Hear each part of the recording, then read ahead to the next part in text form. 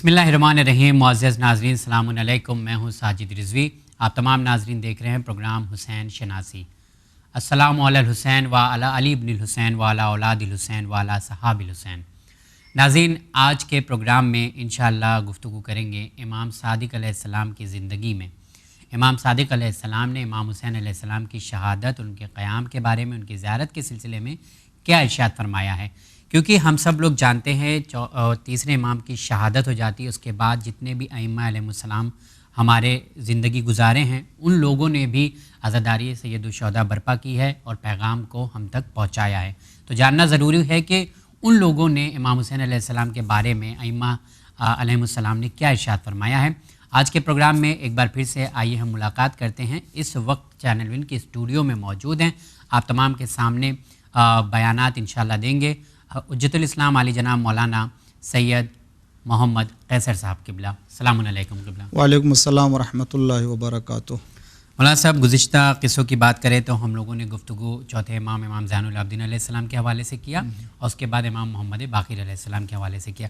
आज के इंशाअल्लाह प्रोग्राम में इमाम जाफ़र सादिक़ अलैहिस्सलाम को बताया जाता है कि काफ़ी वक्त मिला है, तो काफ़ी कुछ बयानात आज इंशाअल्लाह आप नाज़रीन तक पहुँचाएँगे इंशाअल्लाह। खुदा की इनायत से अगर तौफ़ीक़ शामिल हाल हुई, यकीनन ये अय्याम आज़ा और सरकार सैयदुश्शुहदा हज़रत इमाम हुसैन अलैहिस्सलातु वस्सलाम की आज़ादारी के जो अल्लाह ने हमारे मुक़द्दर में क़रार दिया है, और ये भी एक फ़जीलत और शरफ़ है आज़ादार हुसैन होना। बिल्कुल, बेशक।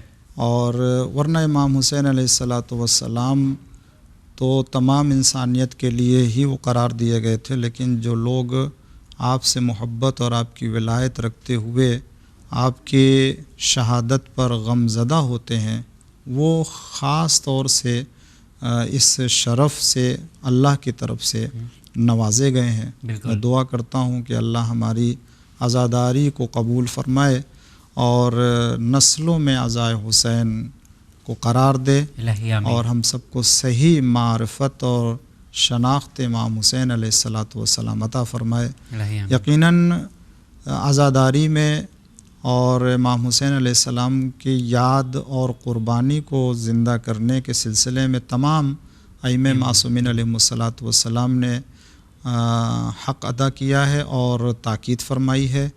और मगर ख़ास तौर से जैसा कि आपने भी और नाज़रीन इकराम भी वाक़िफ़ है कि इमाम मोहम्मद बाक़िर अलैहिस्सलाम और इमाम जाफ़र सादिक़ अलैहिस्सलातु वस्सलाम को जैसा कि दीन के और दीगर तमाम मारिफ़ को पहुँचाने का मौका मिला, आज़ादारी इमाम हुसैन, क़याम इमाम हुसैन और शहादत इमाम हुसैन अलैहिस्सलाम से मुताल्लिक़ भी आपको बयान करने का मौका मिला। तो यहाँ पे मैं जानना चाहूँगा कि आज हम लोग छठे इमाम की बात कर रहे हैं, तो उन्होंने शहादत इमाम हुसैन अलैहिस्सलाम के बारे में क्या फ़रमाया है, कुछ बयानात दिए हैं? हाँ, यानी अगर आप देखें जिस तरीक़े से ख़ुद हुज़ूर अकरम सल्लल्लाहु अलैहि वसल्लम से रिवायतें पाई जाती हैं कि जिब्रील ने आकर के ख़बर दी, तो इस तरह की रिवायतों को नक़ल किया हमारे उलमा ने ख़ुद इमाम जाफ़र सादिक़ अलैहिस्सलातु वस्सलाम से, और आपने इस सिलसिले को जिब्रील तक पहुँचा के अर्ज़ किया कि इमाम हुसैन अलैहिस्सलाम की शहादत वो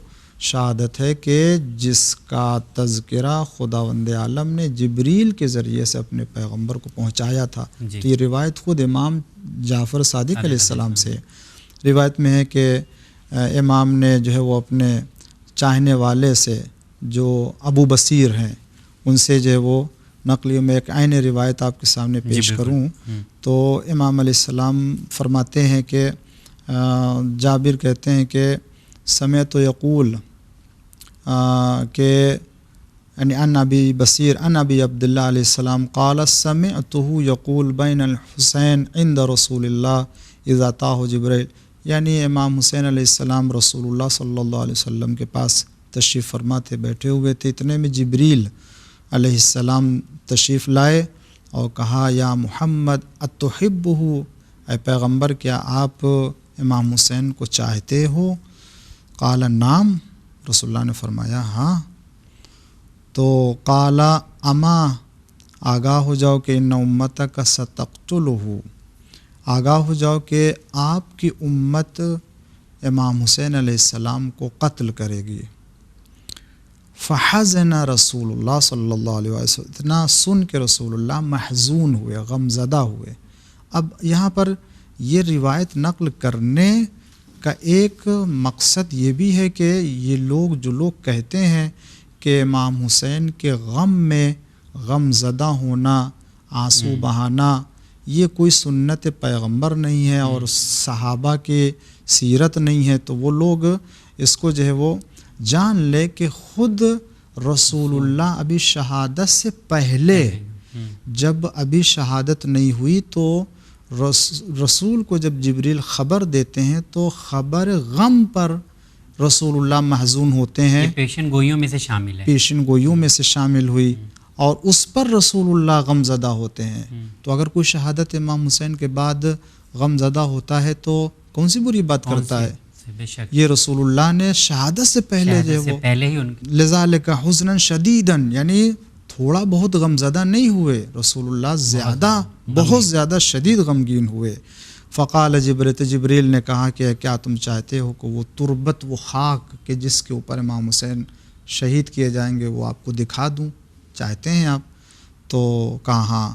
تو اتنے میں جبریل نے جو ہے وہ اس جگہ کی زمین کو، زمین کربلا کے فاصلے کو جو ہے وہ بالکل جیسے دو روایت میں کہ دونوں انگلیاں جیسے قریب کی، اس طرح سے انگشت سبابہ کو، تو دونوں زمینیں کربلا کی اور جہاں بیٹھے ہوئے تو وہاں کی زمین قریب ہو گئی۔ جبریل نے وہاں کی خاک اٹھائی، اور خاک اٹھانے کے بعد جو ہے وہ رسول اللہ صلی اللہ علیہ وسلم کو دیا۔ ثم دحا الارض من طرف العین فقال رسول اللہ طوبى، تو اس طرح سے رسول اللہ نے فرمایا کہ طوبہ یعنی خوش نصیب ہے، سعادت مند ہے وہ کہ جس کے پاس تربت امام حسین علیہ السلام ہو، اور خوش نصیب ہے وہ کہ جو اے حسین تمہارے ساتھ کربلا کی سرزمین پر قتل کیا جائے۔ تو امام حسین علیہ السلام کی شہادت اور جو لوگ ان کے ساتھ شہید ہوئے ہیں ان کی بھی فضیلت میں رسول اللہ سے نقل فرمایا امام جعفر صادق علیہ السلام نے۔ تو امام علیہ السلام کیا کہنا چاہتے ہیں؟ اس پورے واقعے کو جبریل کی خبر سے جوڑ کے آپ اپنے زمانے میں یہ اطلاع دے رہے ہیں کہ دیکھو واقع کربلا یہ کوئی اتفاقی حادثہ نہیں تھا، بلکہ خدا بند عالم کے ارادے اور مشیت سے جبریل کے پہلے سے خبر دینے کی بنا پر کربلا میں یہ واقعہ ہونے والا ہے، اور جب ہونے والا ہے تو جس واقعے میں رسول اللہ جیسے شخصیت غمزدہ ہو تو اس واقعے کو حق کا واقعہ کہا جائے گا، اور اس کے خلاف اگر کوئی جاتا ہے تو وہ باطل کے اوپر ہوگا۔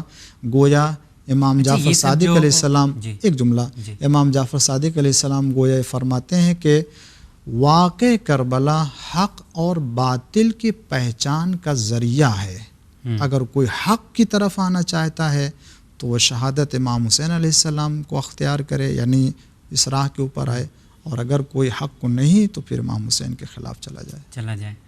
اچھا، ایک چیز یہاں پہ دیکھا جاتا ہے کہ واقعہ کربلا کے بعد امام حسین علیہ السلام کی شہادت کو جب دیکھتے ہیں تو اثار اور قربانی کا جذبہ شہادت کے بعد ایک نمونہ عمل بن جاتا ہے ہم لوگوں کے لیے۔ لیکن سوال یہ ہے کہ کیا شہادت سے پہلے، واقعہ کربلا سے پہلے بھی امام حسین علیہ السلام کے اندر اثار اور قربانی کا یہ جذبہ تھا موجود؟ ہاں، امام جعفر صادق علیہ السلام نے کچھ اس طرف بھی اشارہ کیا، یعنی بے شک، یعنی اس کا مطلب یہ ہے کہ نمونہ عمل ہم لوگ مان رہے ہیں عمل جی اس کا مطلب دیکھیں، یقیناً امام حسین علیہ السلام خود ذات امام حسین کہ نہ صرف عام لوگوں کے لیے بلکہ انبیاء علیہ السلام کے لیے ایثار اور قربانی کے لیے ایک بہترین نمونہ اور ماڈل تھے، اس طرح سے کہ آج بھی تصور کیا جا سکتا ہے، آج بھی تصور کیا جا سکتا ہے۔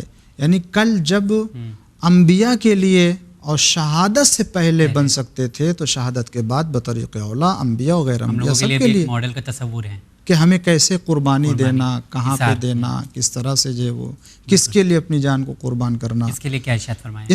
اس طرح روایت پائی جاتی ہے، سماع بن مہران قال سمعت، میں نے امام جعفر صادق علیہ السلام کو یہ فرماتے سنا کہ ان الذی قال اللہ فی کتابہ، یہ جو کتاب میں ہے قرآن کریم میں، وذکر فی الکتاب اسماعیل، تذکرہ کرو، ذکر کرو اسماعیل کا کہ انہ کان صادق الوعد، کو صادق الوعد تھے، वकान रसूल नबी, और अल्लाह के नबी थे, सल्लल्लाहु अलैहि कौमुहु, इमाम फरमाते हैं कि उनके कौम ने उनके ऊपर ज़्यादती की।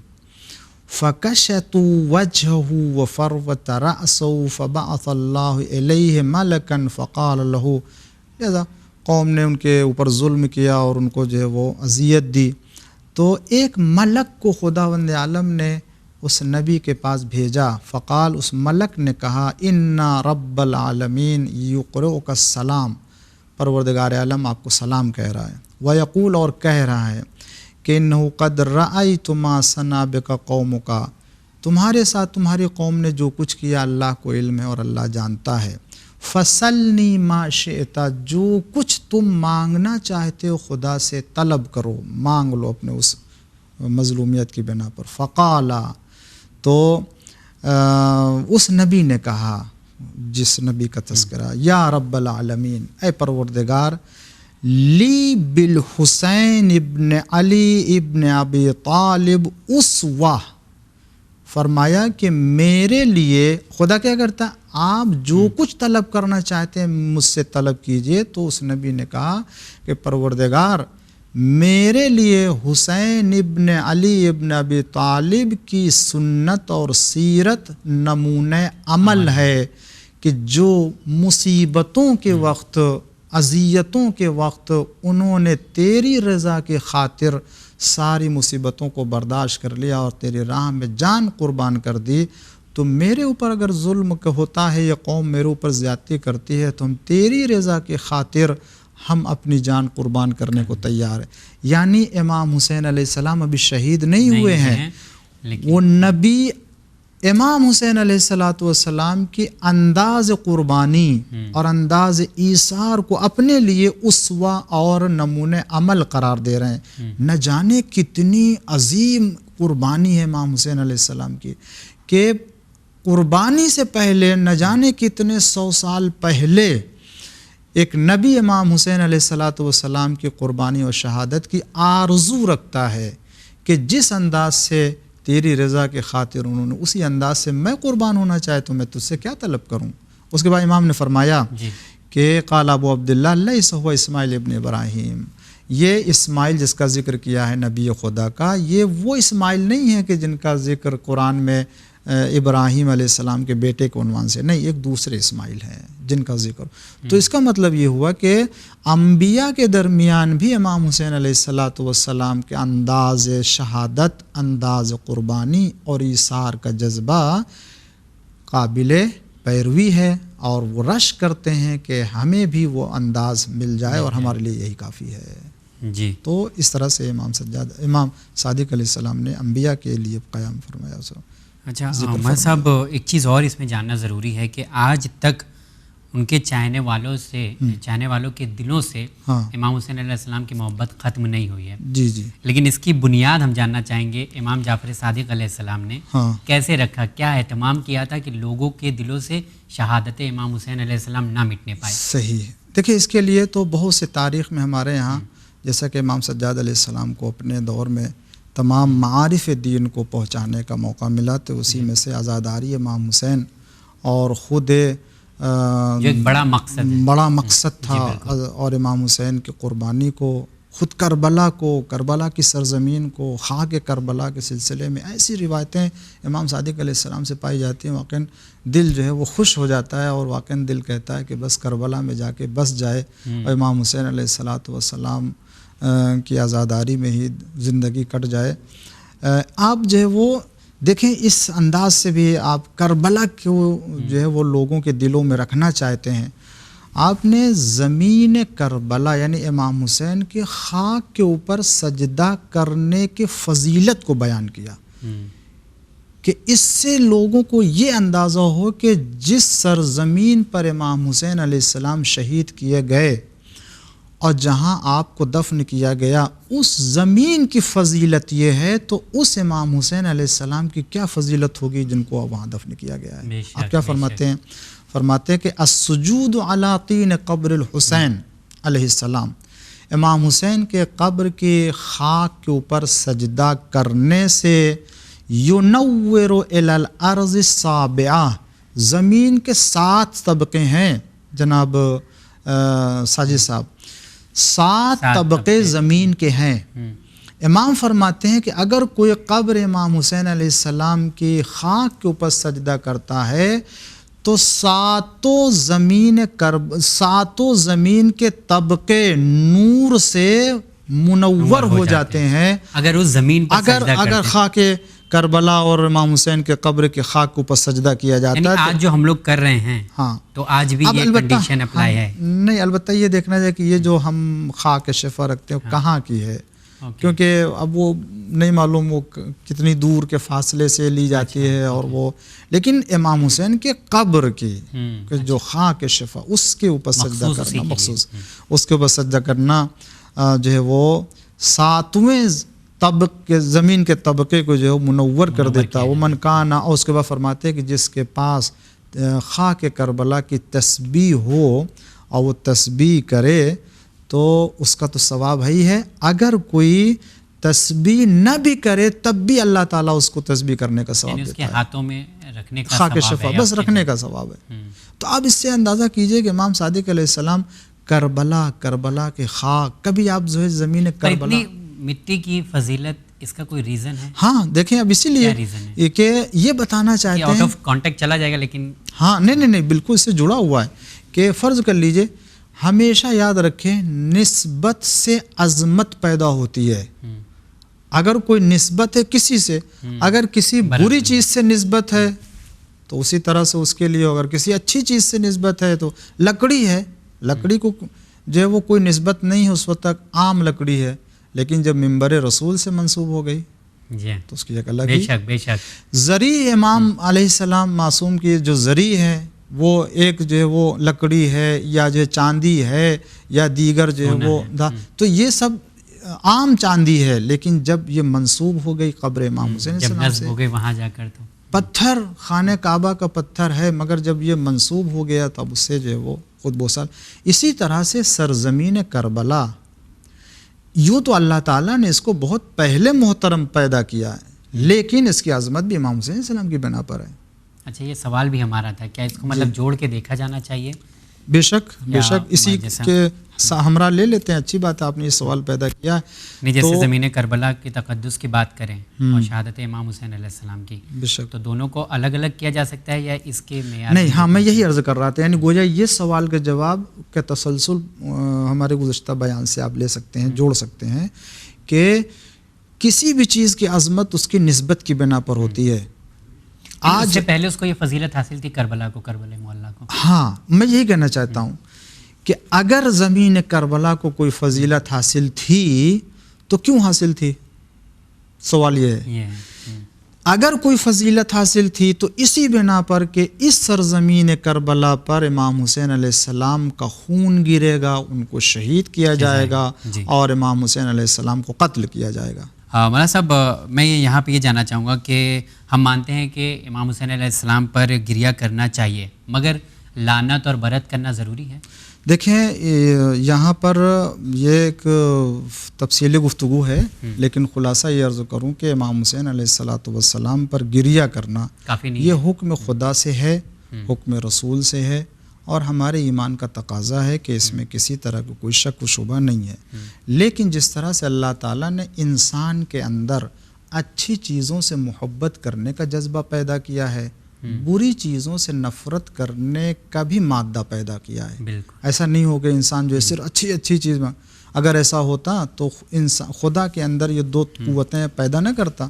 خود جناب آدم اور ان کے مقابل میں ابلیس، جناب حابیل اور ان کے مقابلے میں قابیل، جناب موسیٰ ان کے مقابلے میں فرعون، یہ سب پورا سلسلہ چلا۔ اگر کہیں نہیں ہم جناب موسیٰ کو مانیں گے، جناب ابراہیم کو مانیں گے، جناب آدم، نہ ہم کو شیطان سے کوئی لینا دینا، نہ ہم کو فرعون سے کوئی لینا دینا، تو بھی قرآن کہہ رہا ہے کہ اس کے مقابل میں فرعون کا ذکر کیوں کیا ہے، شیطان کا تذکرہ کیوں کیا ہے، تاکہ اس سے برات ہو۔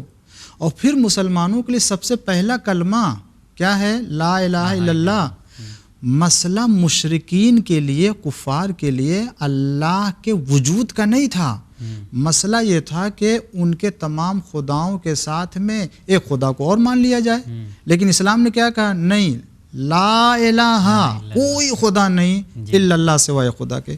تو یہاں نفی سب کی گئی پہلے ہی کلمے میں.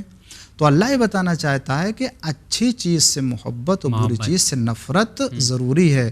تو کربلا کے واقعے میں گریہ کر کے امام حسین سے ہمدردی کا اظہار ہوتا ہے اور نفرت اور لعنت دشمن خدا و دشمن اہل بیت سے کر کے امام حسین کے قاتل سے اظہار برات کرتے کہ ہم ان کے راستے کے اوپر نہیں ہیں، لہٰذا گریہ بھی ضروری ہے اور ان کے دشمنوں کے اوپر لعنت. پوری زیارت عاشورہ اسی کے اوپر جی کہ اس میں لعنت اور برات کا تذکرہ اسی لیے کیا ہے. ایک طرف اس سے یہ بھی اندازہ ہوتا ہے نا کہ کون صحیح تھا کون غلط تھا. ہاں اگر صرف ہم لوگ صحیح کی بات کریں گے تو غلط کون تھا یہ بات نہیں یہ پتہ کیسے چلے گا. جیسا کہ کہا علماء نے اور صاحبان معرفت نے بات کہی کہ اگر ہم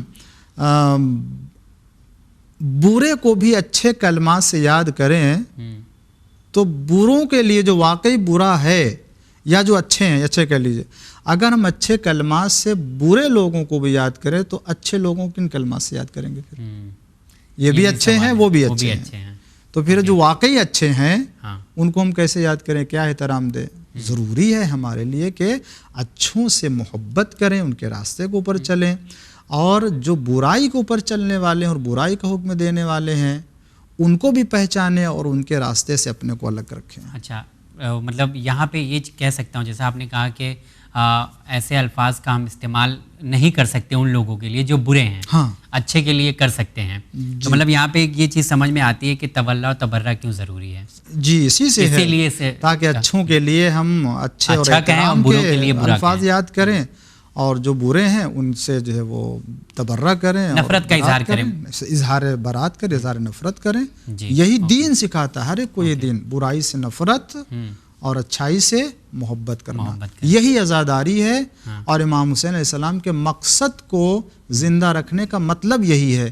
امام حسین جس راستے کو اس سے محبت کریں اور یزید جس راستے کے اوپر چل رہا تھا اور جس طرف دعوت دے رہا تھا اس سے نفرت کرنا. یہی امام حسین شناسی ہے، یہی کربلا شناسی ہے اور یہی حق شناسی ہے. جی مولانا صاحب بہت بہت شکریہ. لیکن آج کے بھی دور میں کچھ ایسے واقعات ابھی حال ہی میں پیش آئے تھے کہ جہاں پر یزید کو اس طرح سے پیش کیا گیا تھا لعنتی کو کہ لوگ اس کی پیروی کرنے کو تیار ہیں اور کر رہے تھے. کچھ ایسے ویڈیوز ابھی حال ہی میں آئے تھے.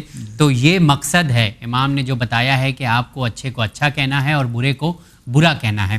مولانا صاحب آپ کا بہت بہت شکریہ، آپ پروگرام میں آئے. اللہ کا شکر ہے اور ہم سب خداوند عالم کی توفیق سے آزاداری امام حسین علیہ السلام میں مصروف اللہ ہم سب کے آزادی کو قبول فرمائے اور بہترین معرفت امام حسین پیدا کرائیں. الہی آمین. تو جی ہاں ناظرین، اس پروگرام کو انشاءاللہ کل آگے بڑھائیں گے اور پروگرام میں ہمارا ساتھ دیں گے عالی جناب مولانا کمال احمد خان صاحب. آج کے پروگرام میں جو 3 ایپیسوڈ لگاتار ہوا اس میں موجود تھے حجت الاسلام عالی جناب مولانا سید محمد قیصر صاحب. اب اگلے جو ایپیسوڈ کی ہم بات کریں تو 7ویں امام، 8ویں امام اور 9ویں امام نے کیا ارشاد فرمایا ہے امام حسین علیہ السلام کے قیام کے لیے، ان کی شہادت کے لیے. ضرور دیکھیے گا یہ پروگرام. پھر ملاقات ہوگی. دیکھتے رہیے چینل وین. بہت بہت شکریہ. لبیک یا حسین شد نوای ما پهنه جهان کربلای ما. لبیک یا حسین شد نوای ما پهنه جهان کربلای ما. لبیک یا حسین